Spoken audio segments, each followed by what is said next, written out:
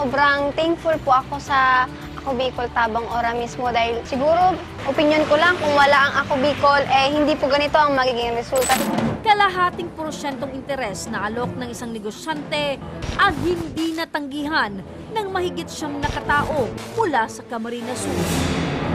Ngunit nang pumalya na ang negosyante sa kanyang ipinangako, hindi na muli sila kinausap.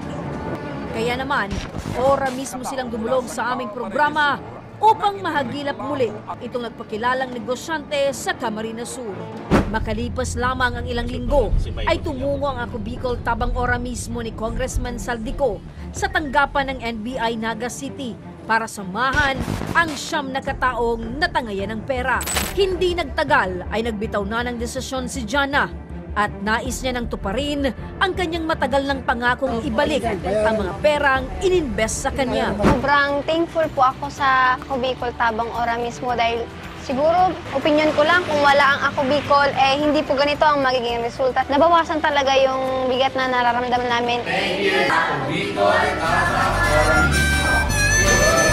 Ako Bicol Party List, katabang na, kasurug pa, #131 sa balota. Ako Bicol!